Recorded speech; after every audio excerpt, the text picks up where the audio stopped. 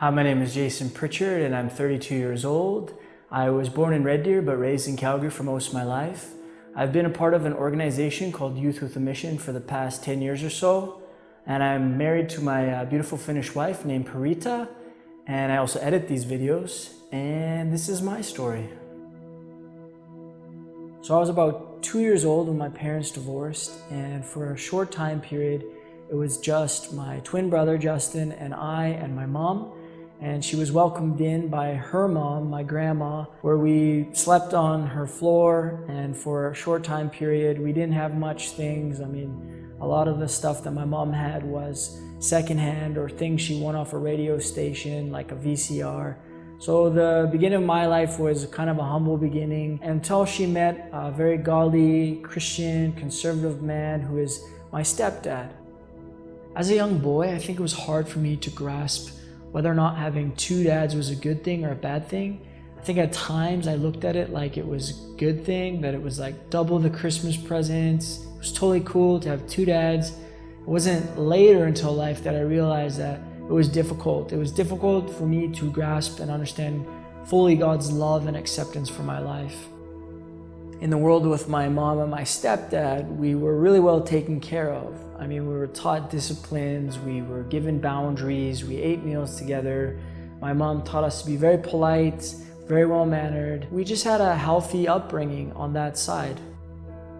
And on the other hand, the world with my biological dad was a lot different. I mean, we could do whatever we wanted, really, and we didn't have any boundaries or disciplines. And the only rule I can remember is just not being able to drink Coke for some reason. You know, this world kind of tapped more into the more rebellious side of me. So looking back, I think that my experiences with my biological dad really did affect my view of who God is. And I had trouble viewing him as protective or consistent. I saw him a lot more like my biological dad, who was harsh at times and upset and passive. And I found myself going down this like dark spiral as a teenager and full of destruction, and I just couldn't seem to get out of that.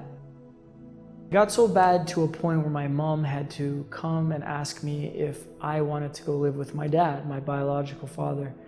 And I remember thinking that this would be the end of everything I have learned that was good from my mom and my stepdad, and I would have to give it all up and it would ruin me. And so I refused this. And I felt God tell me that, Jason, you know, my son, you're not even good at being bad. Zooming forward, it was the fourth YWAM school where I felt that things really started to change for me. I, at the time, felt like my head was just buried underwater. And I came to some point in the school where I was reading the Bible, and I realized that, you know, I think I manipulate God. I think I use God to benefit my life. And I'm not seeking Him out of a relationship, but I'm seeking what I can get out of it. And I also realized that's what I've been doing with people all these years. I remember talking to the founder of the school, and I asked him some random theological question, and he kindly said, you know what, Christianity, it's actually about a relationship. He kept it very simple. He said it's about a relationship with God. I had just missed the whole point. And it was around this time that my biological dad was actually passing away of cancer.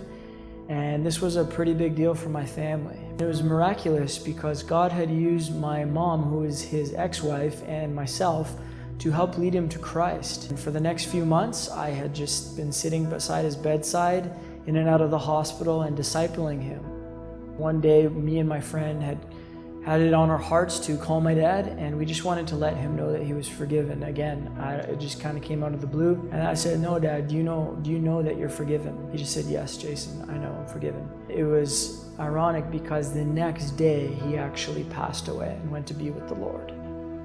This past June, me and my wife got back from this marriage boot camp called Time Out with LL Ministries, and all this bitterness and this anger had been stirring up in me about my dad from when I was a little boy. And yeah, I just realized that I needed to forgive him again from my heart. I just basically was crying and just letting out all this pain that I had. I was so sad that he let us down so many times and that he wasn't always a good father. But by the end of that, I had released this weight and this bitterness that I had. I just let it all go, and I said, but Dad, I forgive you.